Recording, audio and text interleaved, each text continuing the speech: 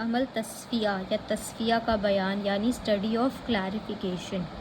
तस्फिया एक लड़की जो बस साफ़ रहती है, तो तस्फिया का बयान उस अमल को कहते हैं जिसमें कोई दवा के फसादी अज्जा और आमेज़िश से पाक और साफ़ हो जाती है। ऐसी सूरत में इस दवा को मुसफ़ा कहते हैं। और एग्ज़ाम्पल जैसे मुसफ़ी सिमाब, मुसफ़ी सलाजीत। मुख्तलिफ़ दवाओं को साफ़ करने के मुख्तलिफ़ तरीक़े होते हैं, जैसे होता है अमल तग़सील, अमल तस्वीद, अमल तरवीक़ वग़ैरह। इसको छोड़ देना। मक़ासद तस्फिया क्या है कि दवाओं को खालिस शक्ल में हासिल करना, दवाओं को गैर ज़रूरी अज्जा से साफ़ करना, खाम दवाओं से कसाफ़त और ग़िलाज़त दूर करना और दवा की प्योरिटी को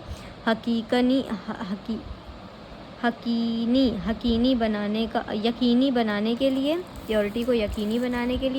दवा की शिद्दत में कमी करने के लिए और दवा की मिक़दार खुराक मुतय्यन करने के लिए। ठीक है, ये है, लेकिन अभी ये सिलेबस में नहीं है। फ़िल्ट्रेशन इसमें आता है filtration, the process by which solids are separated from liquid by means of porous medium which retains the solid and allow liquid to pass through it. Factors affecting the rate which is the area of filtration surface, particle size of the solid removed, pore size of the media, filter media, resistance of filter cake or media, viscosity of a liquid and temperature. Filter media क्या होता है? It is the surface of the medium upon which the solid are retained into the process of filtration. The ideal filter media should be chemically inert, should have high retention power for solids, but should allow maximum passage of liquid to pass through it and should have sufficient mechanical strength. And should be resistant to corrosive actions of liquid and should abort negligible amount of dissolved materials. The wide range of filter media, we use filter paper, woven material like cloth, cotton, silk, wool, rayon, nylon, etc. Cotton wool, membrane filtration and asbestos. अब इसमें आता है washing में गुस्ल अदविया में आते हैं। सबसे पहले किसका गुस्ल करते हैं हम लोग? अहक या चूने का मगसूल, लाइम एब्ल्यूशन। चूने को पानी में घोल लें या तहनशीन कंकड़ पत्थर फेंक दें। अच्छा, चूने को घोल लें और उसके जो तहनशीन मोटे पत्थर कंकड़ होते हैं उसको फेंक दें और पानी में तैरने वाले छोटे अज्जा को थोड़ी देर तक यूं ही छोड़ दें। अब पानी को आहिस्ता से गिरा दें। अब पानी को ऊपर से आहिस्ता से गिरा दें, फिर दूसरी मरतबा दूसरा पानी डाल कर अच्छी तरह घोल लें। तहनशीन होने दें, जो चूने के मोटे पार्टिकल्स हैं उसको तहनशीन होने दें और फिर पानी फेंक दें। इसको 7 बार रिपीट कर लें। चूने की तग़सील हो जाती है, मतलब इसको एक तरह से धोना है। पानी में घोल दें, जो मोटे हैं वो तहनशीन हो जाएंगे, ऊपर से पानी उसको निकाल लें। चूने को पानी में घोल लें और तहनशीन कंकड़ पत्थर जो हैं वो उसको फेंक दें और जो तैरने वाले छोटे छोटे अज्जा हैं उसको थोड़ी देर यूं ही छोड़ दें।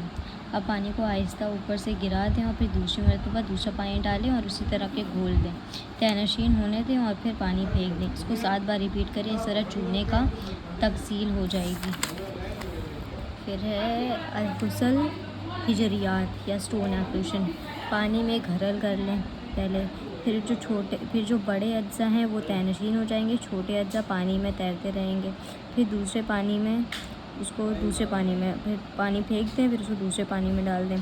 थोड़ी देर छोटे अज्जा जो होंगे वो भी तहनशीन हो जाएंगे। छोटे और खुश्क छोटे भी फिर तहनशीन हो जाए। फिर छोटे छोटे जो पत्थर होंगे उन सबको भी खुश्क कर लें और फिर उसको महफूज कर लें। मोटे अज्जा को बारीक पीस कर उसको इस्तेमाल कर लें, मतलब मोटे अज्जा को पीस लें। इसी तरह बस पानी से उसको धो देना है, एक में डाल देंगे, मोटे तहनशीन हो जाएंगे, ऐसे ही होगा।